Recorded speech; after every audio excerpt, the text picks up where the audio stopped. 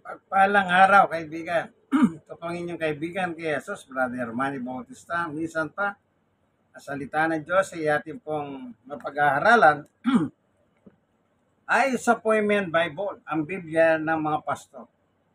Ito pong ating tatalakayin, Ang ating tatalakayin ay pananampalataya.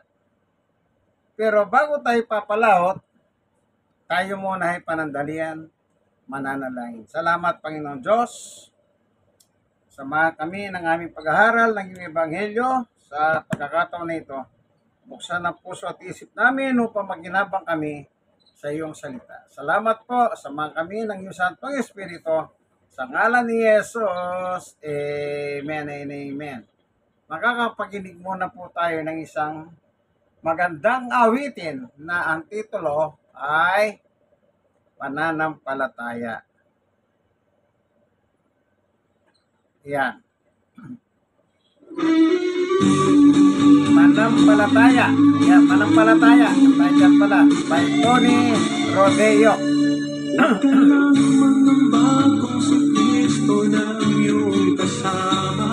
Amen, amen. In Christ alone. Pag-ibig at niya'y lagi nang ipamamana sa'yo. Maging sa pagsulong kay hindi kanya pagbabayaan. Amen. Dahil siya ang nangako, hindi kanya iiwanan. Good pretindasan, hindi kanya iwanan. Manampalataya sa isang Diyos ng himala. Walang bagay na di niya kayang gawin para sa'yo. Amen, amen. Ika'y magtiwala, buong puso't kaluluwa. Ang takot sa puso'y kanya lang papawiin sa'yo. Ngayon ang kaguluhay nagganap na sa ating paligid. Pangamba'y dumadaloy sa puso, ito ang siyang hatid. Ngunit di ka dapat matakot kung ito may nangyayari. Ito ay tanda lang ng kanyang pagbabalik sa mundo. Amen, amen. Babalik siya. Pananampalataya sa isang Diyos ng himala. Amen, amen, amen. Walang bagay na di niya kayang gawin para sa'yo. Amen. Ika'y magtiwala, buong puso't kaluluwa. Ang takot sa puso'y kanyang papawiin sa'yo. Pananampalataya sa isang Diyos ng himala. Walang bagay na di niya kayang gawin para sa'yo. Ika'y magtiwala, buong puso't kaluluwa. Ang takot sa puso'y kanyang papawiin sa'yo. Pananampalataya Amen, amen. sa isang Diyos ng himala. Walang bagay na di niya kayang gawin para sa'yo. Walang bagay na di niya kayang gawin para sa'yo. Amen. Walang bagay na di niya kayang gawin para sa'yo. Pananampalataya sa isang Diyos ng himala. Walang bagay na di niya kayang gawin para sa'yo.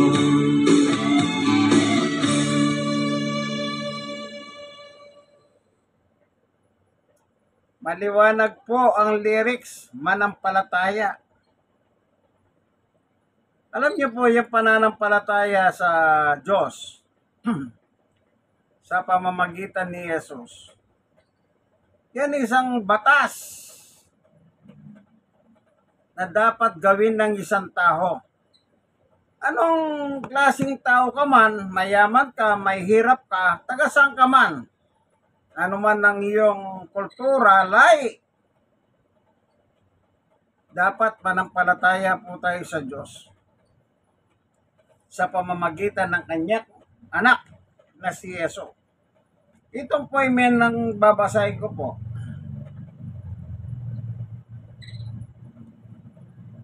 Dito sa 1. Basahin natin.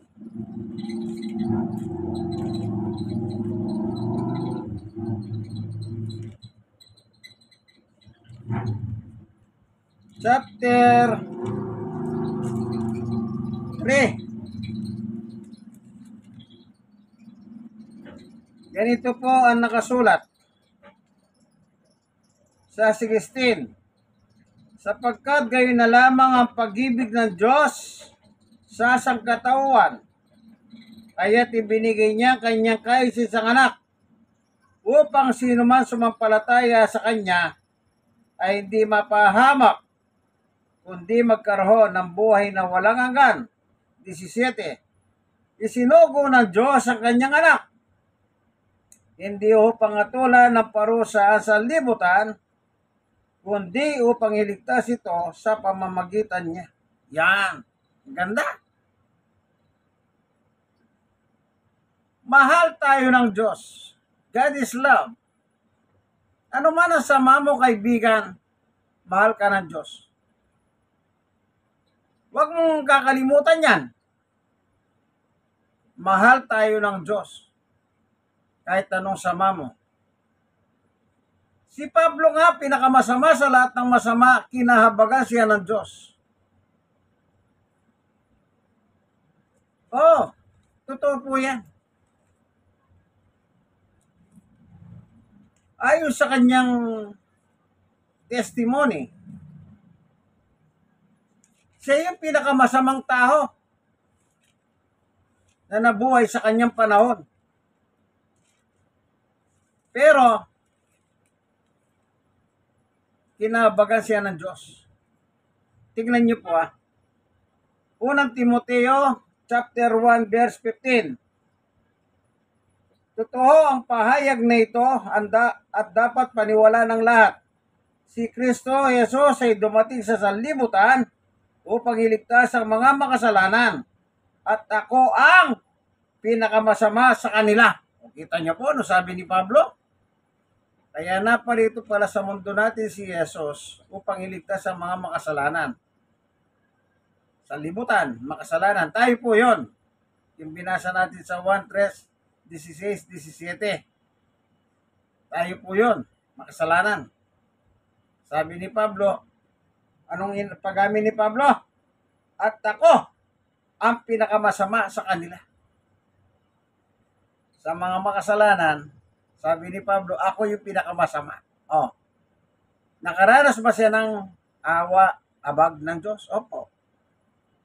Dito po sa 13 o sa 12, nagpapasalamat ako sa ating Panginoong Jesucristo na nagbibigay sa akin ng lakas dahil itinuring niya akong karapat-dapat na maglingkod sa Kanya. 13. Kahit na noong unay, nilapastangan, inusig, at nilait ko siya. Sa kabila nito'y nahabag sa akin ng Diyos sapagkat hindi ko nalalaman ang aking ginagawa noong ako'y hindi pa sumasampalataya. 14. Pinasagana sa akin ang kagandang loob ng ating Panginoon at ipinagkaloob niya sa akin ang pananampalataya at pag-ibig na matatagpuan sa ating pag-isa kay Kristo Jesus. Napakaliwanag po. Nakaranas po ng kahabagan ng Diyos si Pablo. sa kabila ng inosig, nilight, nilapastangan ng ating Panginoong Yesus.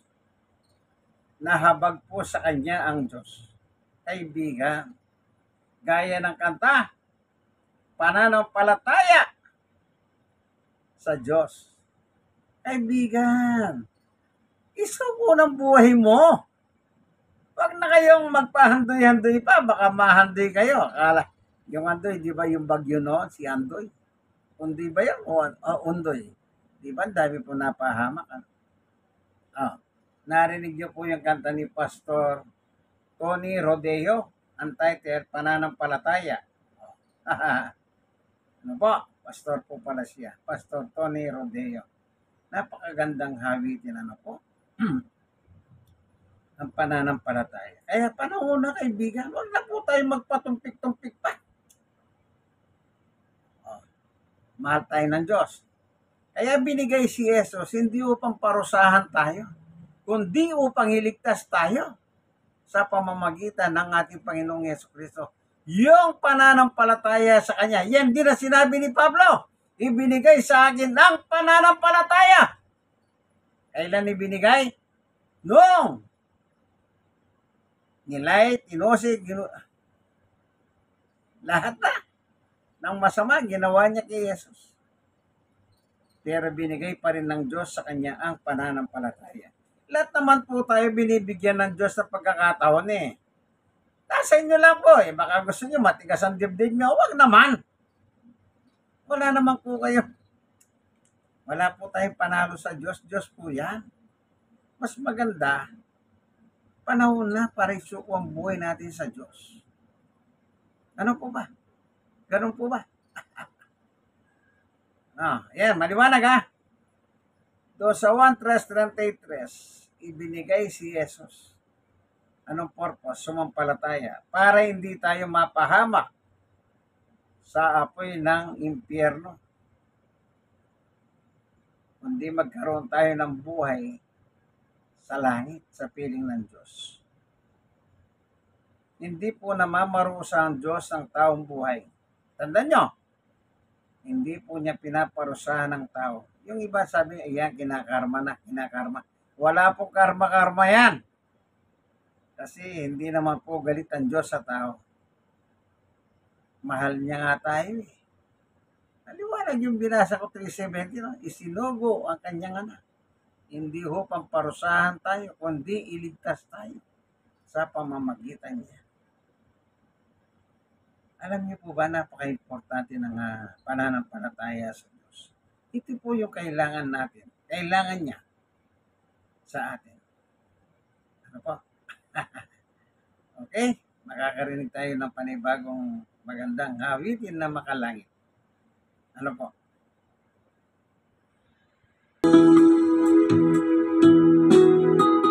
Jesus, Diyos ka ng buhay ko, by Leon Patillo.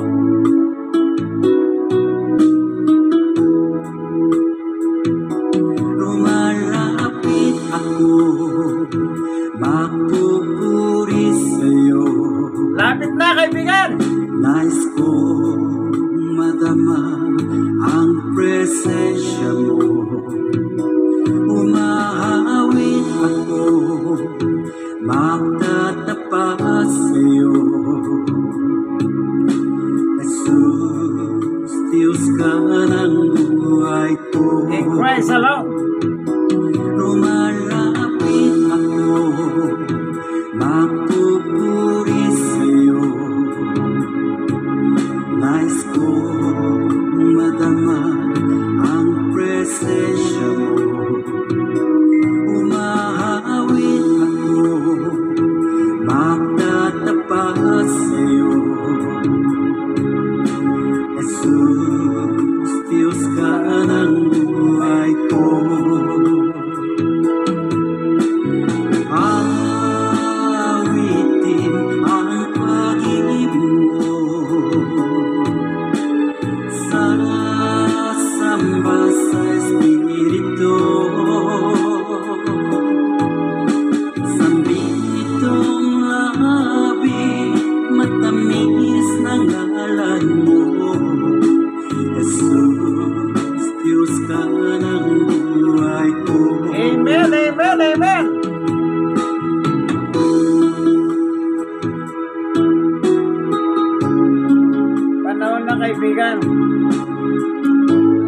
ka pa handa, isuko mo na kaibigan. Ako na may sabi sa'yo.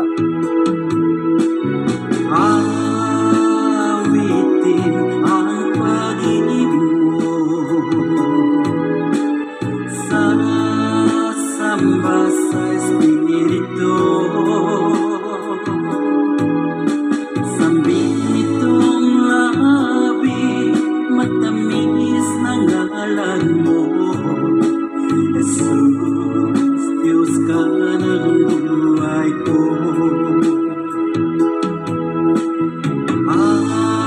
Awitin ang pag-ibig mo, sasamba sa Espiritu. Sambil nitong labi, matamis na ngalan mo, Jesus, Diyos ka ng buhay ko. Amen. Jesus, Diyos ka ng buhay ko.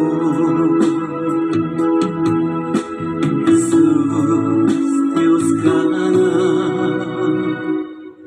buhay ko. Amen. Amen. Amen.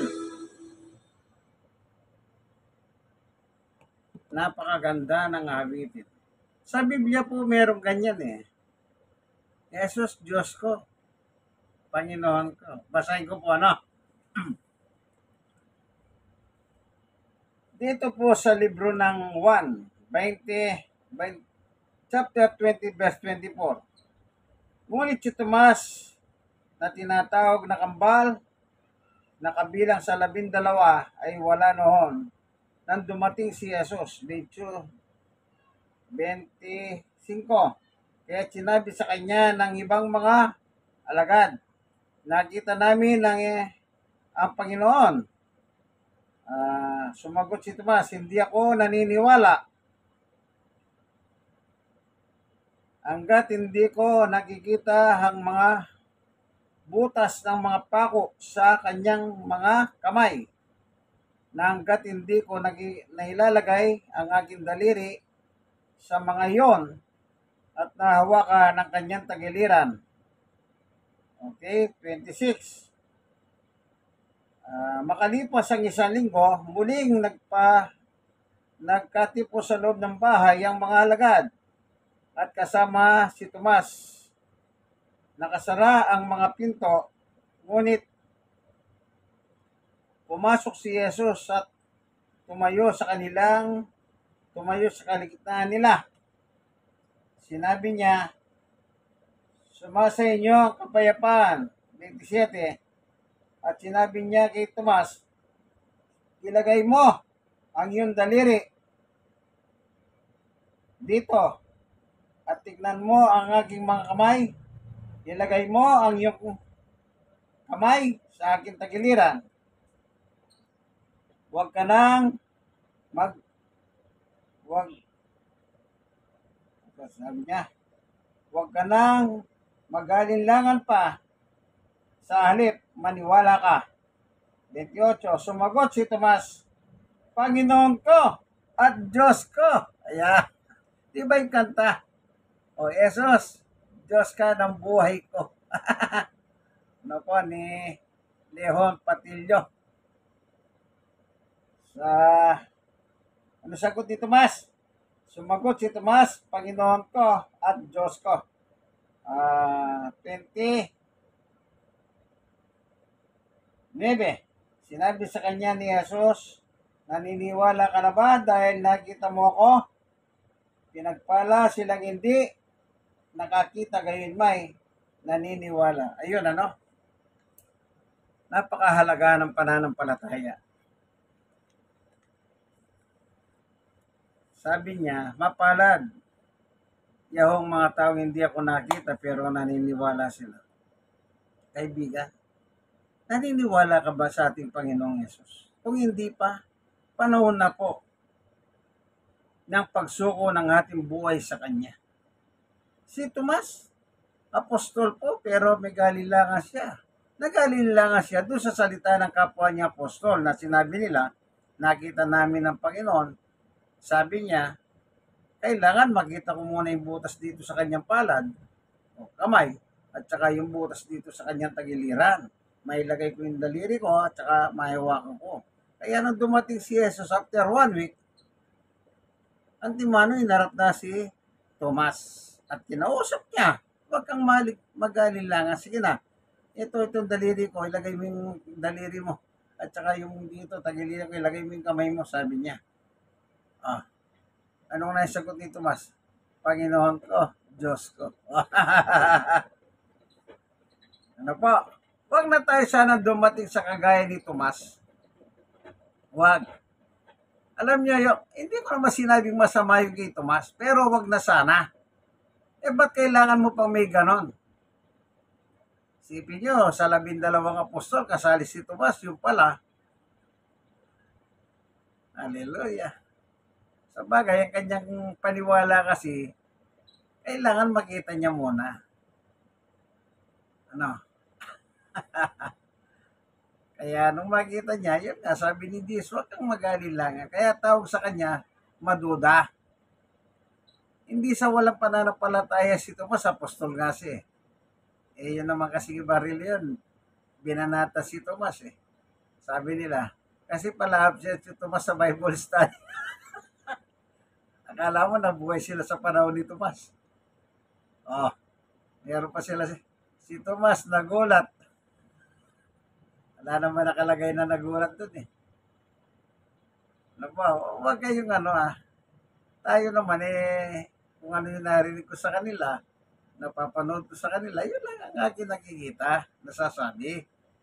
Kaya yan nabasa natin yung pananampalataya. Kailangan po kasi yan, manampalataya tayo kaibigan. Huwag po tayong mag-alinlangan. Huwag tayong mag-alinlangan, Pagdating po sa pananampalataya sa ating Panginoong Jesucristo. Kasi, sabi ni Jesus doon sa 14 ng 1. Babasahin ko nga. Anong sabi ng Panginoong Jesucristo doon?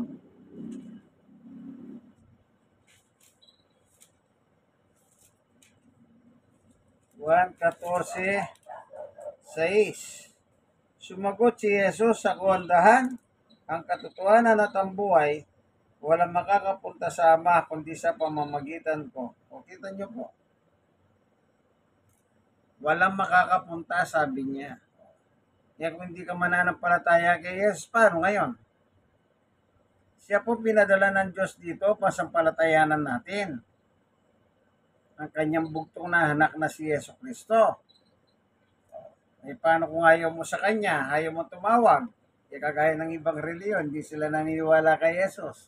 Kung maniwala man sila sa kanya, medya-medya lang. Kung minsan yung iba, patalsik-talsik lang.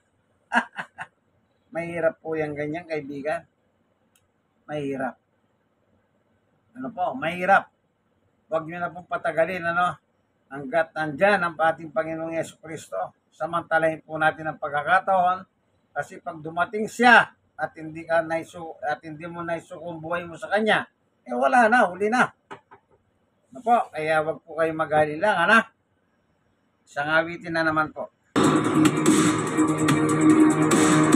Di natin kayang ituwid ang Umasa ka sa Diyos, sung by Michelle Florentino. Yan, kaibigan. Wala tayong pwedeng asahan kundi ang Diyos.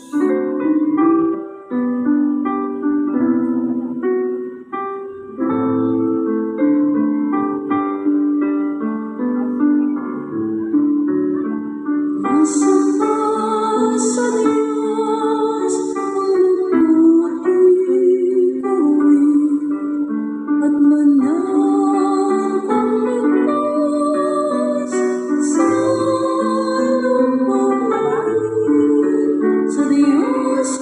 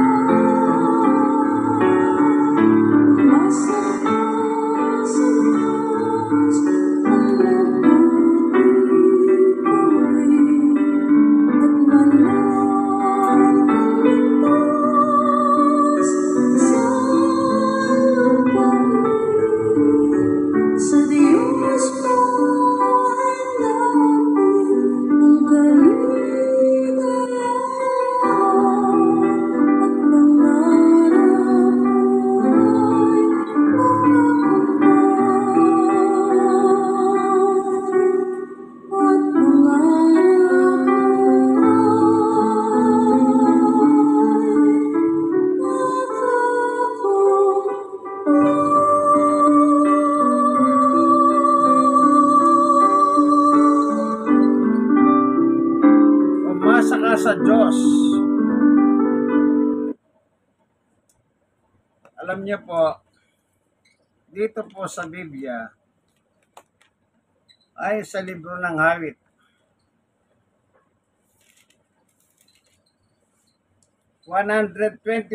verse 1 and 2. Doon sa mga burol ako'y napatingin. Saklolo sa akin, saan manggagaling? 2. Ang angad kong tulong kay Yahweh magmumula sa Diyos na lumikha ng langit at lupa. Dito pa rin po sa 124 verse 8 ng awit, tulong natin kailangan kay Yahweh nagmumula, pagkat itong mga langit lupa, taging siya ang lumikha. Kaya dapat umasa lang po tayo sa Diyos. Bakit tayo umasa sa Diyos? Sa Kanya po tayo maglagak ng pagtitiwala. Bakit? Sa Kanya nanggagaling ang ating saklolo o tulong. Wala pong ibang pinagmumulan kundi siya. Kaya wag po kayong maniwala na si Maria daw po, ina ng lagi saklolo. Wala pong nakalagay sa Biblia na gaya nung kanilang turo. Ang nakalagay, Diyos na laging saklolo.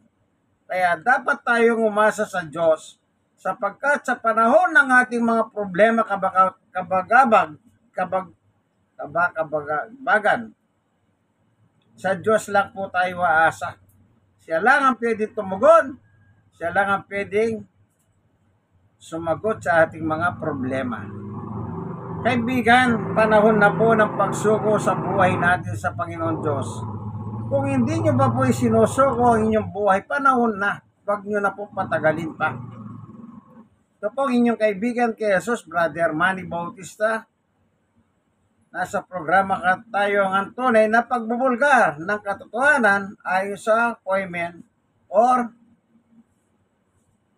salita ng Diyos sa Bibliang poemen.